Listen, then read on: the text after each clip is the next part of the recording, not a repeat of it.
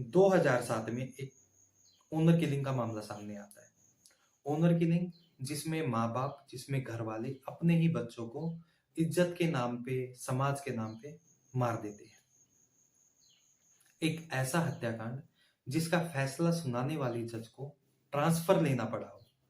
एक ऐसा हत्याकांड जिसमें 5 पुलिस वालों पर इतनी गाज गिरी कि 4 को सस्पेंड होना पड़ा और 1 को अपनी नौकरी से ही हाथ धोना पड़ा।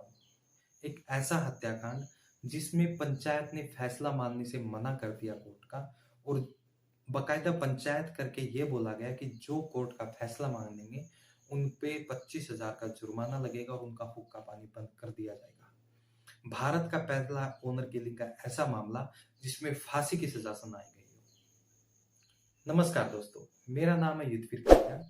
अगर आपको मेरा कंटेंट पसंद आता तो प्लीज सब्सक्राइब जरूर कीजिएगा। मैं बात कर रहा हूँ मनोज बबली हत्याकांड के बारे में। मनोज और बबली दोनों एक ही गांव के रहने वाले थे। हरियाणा का जिला कैथल, और कैथल में गांव पड़ता है करोड़ा। करोड़ा गांव के ये दोनों रहने वाले थे और दोनों एक ही समाज से, एक ही जाति से और एक ही गोद से संबंध रखते थे। तो इसलिए उस गांव के तहत ये दोनों भाई बहन थे, तो इसलिए इनकी शादी नहीं हो सकती थी। तो दोनों प्यार कर बैठते हैं। स्टार्टिंग होती है मनोज और बबली से। मनोज एक मैकेनिक की शॉप में काम करता है। इसकी अपनी एक मैकेनिक की शॉप होती है और अपने घर का सबसे बड़ा यही होता है, खाने कमाने वाला अगर बोला जाए तो। बबली एक स्कूल में पढ़ने वाली लड़की होती है और मनोज से 4-5 साल छोटी होती है उम्र में। धीरे धीरे इन दोनों में बात बढ़ती है और बात बढ़ने के साथ साथ प्यार भी बढ़ता चला जाता है। 2005 आते आते ये प्यार का इजहार कर देते हैं और फिर धीरे धीरे फोन पे बातें शुरू हो जाती हैं, लंबी लंबी बातें होती हैं। तो एक दिन मनोज की माँ मनोज को बात करते देख लेती है किसी लड़की से, और जब उनको पता चलता है कि ये गांव की ही एक लड़की है तो वो उसको समझाती है कि ऐसा नहीं कर, क्योंकि गांव इस रिश्ते को मंजूर नहीं करेगा। लेकिन मनोज नहीं मानता है। तो फिर वो एक दिन बबली की माँ को जाके बोल देती है कि ऐसे आपकी लड़की और मेरा लड़का बात कर रहे हैं और दोनों में प्यार है, कहीं कल को कुछ ऐसा कदम ना उठा ले कि लोगों को ना गुजारा उठे, तो तुम अपनी बेटी को समझाइए। जब वो अपनी बेटी को समझाती है तो वो भी नहीं समझती है, फिर भी बात इनकी चलती रहती है। जब इनको ऐसा लगता है कि गांव समाज हमारी नहीं मान रहा है, हमारी शादी नहीं करने देगा, तो ये घर से भागने की प्लानिंग करते हैं और 2007 में ये घर से दोनों भाग जाते हैं और भाग के पहुंचते हैं चंडीगढ़। चंडीगढ़ जाके ये कोर्ट मैरिज कर लेते हैं, ठीक है। और भागने का दिन था 5 अप्रैल 2007। 5 अप्रैल 2007 को ये घर से भागते हैं। मनोज को अपना एग्जाम देने जाना होता है, वहीं से ही दोनों भाग जाते हैं क्योंकि घर वाले सोचते हैं कि वो अपना एग्जाम, अपना पेपर देने गया होता है। और 7 अप्रैल आते आते 7 अप्रैल 2007 को एक कोर्ट में जाके शादी कर लेते हैं। तो जब ये शादी कर लेते हैं, अब 2 दिन हो गए हैं, लड़का भी गायब है, लड़की भी गायब है, तो दोनों के घर वालों को पता चल जाता है कि दोनों भाग गए हैं।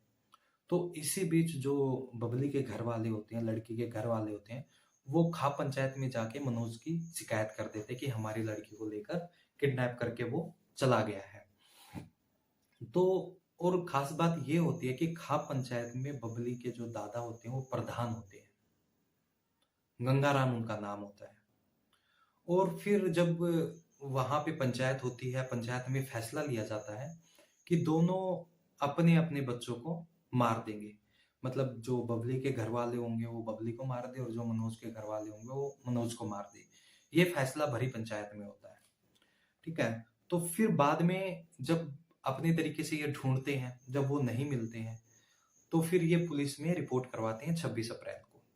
7 अप्रैल को उन्होंने शादी की, 5 अप्रैल को वो भागे और 26 अप्रैल को पुलिस में रिपोर्ट होती है कि मनोज बबली का किडनैप करके लेकर भाग गया है। तो ये बात मनोज बबली को भी पता चल जाती है कि हमारे घर वालों ने हमारे मतलब मनोज के खिलाफ एक रिपोर्ट करवा दी है और इसलिए पुलिस उसको ढूंढ रही है। लेकिन उन्होंने कोर्ट में शादी कर रखी होती है तो वो उस चीज से निश्चिंत रहते हैं और अपना कोर्ट के तहत ही एक जरिया निकालने की कोशिश करते हैं, वकील करते हैं। वकील उनको साथ में लेकर 15 जून को कोर्ट में पेश होता है। 15 जून को कोर्ट में पेश होता है और कोर्ट के सामने अपनी शादी के सारे दस्तावेज जो थे वो पेश किए जाते हैं, तो कोर्ट इनकी शादी को मान्यता दे देता है। और ये पुलिस प्रोटेक्शन मांगते हैं, तो कोर्ट इनको 5 पुलिस वाले प्रोटेक्शन के लिए दे देते हैं। तो इनको लगता है कि जब भारतीय कोर्ट ने हमें शादी के लिए परमिशन दे दी है, तो गाँव वाले क्यों नहीं देंगे? हमारे पास तो सिक्योरिटी के लिए पुलिस वाले भी हैं। तो यही सब सोच के ये गाँव के लिए निकल लेते हैं और चंडीगढ़ से कैथल की बस पकड़ते हैं। लेकिन जैसे ही ये थोड़ी दूर जाते हैं, तो पाँचों पुलिस वाले गायब हो जाते हैं, वहाँ से निकल जाते हैं। तो जब ये इनको लगता है कि पुलिस वाले गायब हो गए, तो इनको कुछ दाल में काला दिखाई देता है और ये वहीं से बस से उतर के एक पीसीओ से अपनी माँ को कॉल करता है, मनोज। और जब मनोज कॉल करता है अपनी माँ को, तो उसकी माँ उधर फ़ोन पे रोती है कि तुमने गलत किया, वो मार देंगे, ये कर देंगे। तो अपनी माँ को समझाता है, माँ अब तो जो होना था हो गया है। तो उसी टाइम बबली भी इनकी माँ से बात करती है और बोलती है कि तुम मुझे अपनी बहू के तौर पे अपनाओगे क्या? तो इनकी माँ बोलती है, अब जो तुमने करना था वो कर लिया है। अब तुम मेरी बहू हो और मैं तुम्हें पूरा सम्मान दूँगी। तो ये सब कह के मनोज फिर दोबारा फ़ोन लेता है और बोलता है, माँ मैं अभी गाँव आना था लेकिन मैं नहीं आ रहा हूँ, मुझे कुछ अच्छा नहीं लग रहा है, तो इसलिए मैं दिल्ली के लिए निकल रहा हूँ। तो जब ये दिल्ली के लिए वापस बस में बैठते हैं, तो कुरुक्षेत्र के पास एक रायपुर जगह पड़ती है, वहाँ पे इनकी बस रुकती है और एक गाड़ी आके रुकती है आगे बस के, और उसमें से 4 बंदे निकलते हैं, जिसमें बबली का मामा, बबली का चाचा, बबली का भाई और एक और होता है और एक गाड़ी चलाने वाला। तो वहां से इनको घसीट के बाहर निकाला जाता है और इनको गाड़ी में डाल के ले जाया जाता है। उसी टाइम एक कॉन्ट्रैक्टर होता है, वो गाड़ी का नंबर नोट कर लेता है और पुलिस को इत्तला करता है कि ऐसे ऐसे एक को जबरदस्ती गाड़ी में ले जाया गया है। तो पुलिस भी इतना ध्यान नहीं देती है। तो एक अज्ञात जगह पे दोनों को ले जाया जाता है और बारी बारी से दोनों की पिटाई की जाती है। बबली का गला उसका भाई दबा के मार देता है और जिसके बाद मनोज का नंबर आता है। मनोज को जहर पीने के लिए बोलते हैं और उसको भी जहर देके मार देते हैं। उसके बाद उनकी लाश को नहर में फेंक देते हैं और नहर में फेंक देते हैं। तो ये घटना होती है 15 जून के आसपास की, 15 जून 16 जून के आसपास की, जब वो बस में चंडीगढ़ से निकलते हैं और इनकी लाश मिलती है 23 जून को, मतलब हफ्ता 5-7 दिन के बाद। तो लाश फूल चुकी होती है और जो लाश मिलती है वो हरियाणा में दूसरी जगह मिलती है पुलिस को। तो वो उसकी शिनाख्त कैसे करे, अब उनके लिए वो चैलेंज था। तो वो जो कपड़े मनोज पहन रखा था उसकी फोटो अखबार में डालती है और जो पाजेब होती है उनकी तरह, मतलब शिनाख्त वो कर लेती है कि ये मनोज और बबली थे। तो जब वो पुलिस के पास एक गवाह होता है कि इनको लेके गए हैं गाड़ी में डाल के, तो उनके तहत कोर्ट में इनको पेश किया जाता है। उनको गिरफ्तार किया जाता है। पहले जो जिसके नाम पे गाड़ी होती है उस ड्राइवर को गिरफ्तार किया जाता है। ड्राइवर के बाद उनको सबका पता चलता है कि इन्होंने हत्या कर दी थी। तो उसके बाद इनको करनाल कोर्ट से 2010 में एक फैसला आता है। 29 मार्च 2010 में करनाल जो सेशन कोर्ट है वो फैसला सुनाती है। फांसी की सजा इनको सुनाई जाती है, जिसमें 6 को इनमें नाम दर्ज होते हैं, जिसमें उनके दादा का भी नाम होता है जो खाप पंचायत में निर्णय देते हैं इनको मारने का। ड्राइवर होता है, ड्राइवर को 5 साल की सजा सुनाई 7 साल की सजा सुनाई देती है।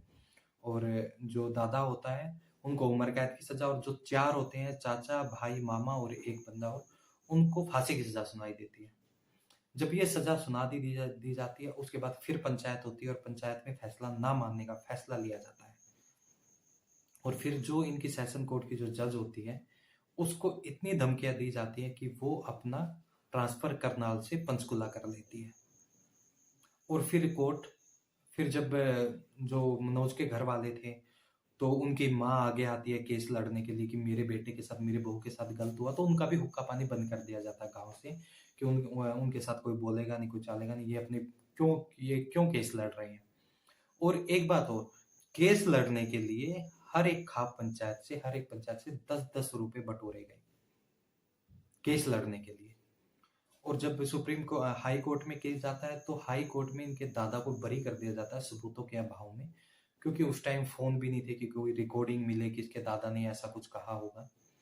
और जो ड्राइवर है उसको सजा मिलती है 5 साल की।